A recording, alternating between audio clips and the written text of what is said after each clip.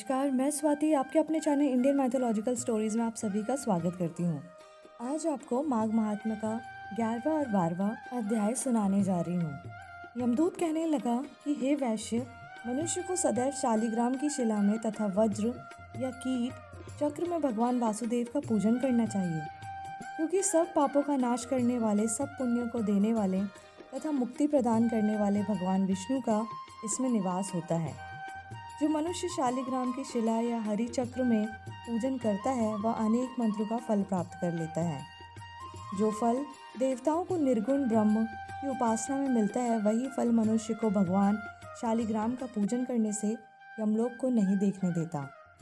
भगवान को लक्ष्मी जी के पास अथवा वैकुंठ में इतना आनंद नहीं आता जितना शालिग्राम की शिला या चक्र में निवास करने में आता है।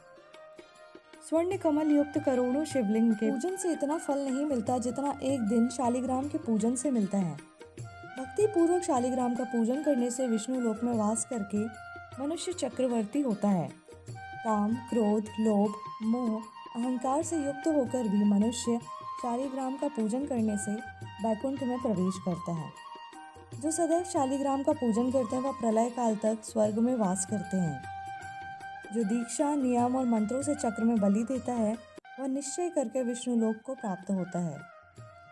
जो शालिग्राम के जल से अपने शरीर का अभिषेक करता है वह मानो संपूर्ण तीर्थों में स्नान करता है। गंगा, रेवा, गोदावरी सबका जल शालिग्राम में वास करता है। जो मनुष्य शालिग्राम की शिला के सम्मुख अपने पिता का श्राद्ध करता है उसके पितर कई कल्प तक स्वर्ग में वास करते हैं।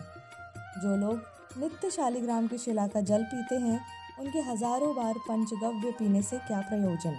यदि शालिग्राम की शिला का जल पिया जाए तो सहस्तीर्थ करने से क्या लाभ। जहाँ पर शालिग्राम है वह स्थान तीर्थ स्थान के समान ही है।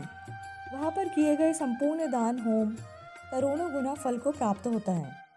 जो एक बूंद भी शालिग्राम का जल पीता है वह माता के स्तनों का दुग्ध पान नहीं करता, अर्थात गर्भाशय में नहीं आता।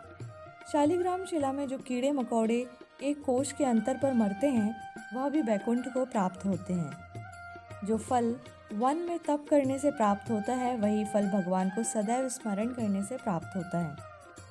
मोहवश अनेक प्रकार के घोर पाप करने वाला मनुष्य भी भगवान को प्रणाम करने से नरक में नहीं जाता। संसार में जितने तीर्थ और पुण्य स्थान हैं भगवान के केवल नाम मात्र के कारण से प्राप्त हो जाते हैं। 12वां अध्याय। यमदूत कहने लगा कि जो कोई प्रसंगवश ये एकादशी के व्रत को करता है वह दुखों को प्राप्त नहीं होता। मास की दोनों एकादशी भगवान पद्मनाभ के दिन है। जब तक मनुष्य इन दिनों में व्रत नहीं करता उसके शरीर में पाप बने रहते हैं। हजारों वर्षों में सैकड़ों वाजपेयी यज्ञ एकादशी व्रत की 16वीं कला के बराबर भी नहीं है। एकादशी के दिन व्रत करने से 11 इंद्रियों से किए सब पाप नष्ट हो जाते हैं। गंगा, गया, काशी, पुष्कर, कुरुक्षेत्र, यमुना, चंद्रभागा कोई भी एकादशी के तुल्य नहीं है।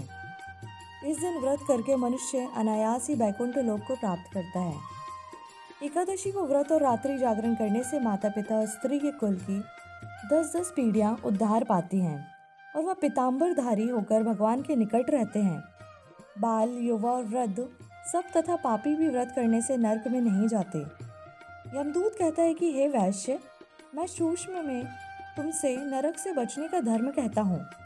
मन, कर्म और वचन से प्राणी मात्र का द्रोह न करना, इंद्रियों को वश में रखना, दान देना, भगवान की सेवा करना, नियम पूर्वक वर्णाश्रम धर्म का पालन करना, इन कर्मों के करने से मनुष्य नरक से बचा रहता है। स्वर्ग प्राप्त करने की इच्छा से मनुष्य गरीब भी हो तो भी जूता, छतरी, अन्न, धन, जल कुछ न कुछ दान देता रहे। दान देने वाला मनुष्य कभी यम की यातना को नहीं भोगता तथा दीर्घायु और धनी होता है। बहुत कहने से ही क्या, अधर्म से ही मनुष्य बुरी गति को प्राप्त होता है। मनुष्य सदैव धर्म के कार्यों से ही स्वर्ग प्राप्त कर सकता है, इसलिए बाल्यावस्था से ही धर्म के कार्यों का अभ्यास करना चाहिए। इसी से 11वां और 12वां अध्याय समाप्त होता है। बोले श्री हरि विष्णु भगवान की जय।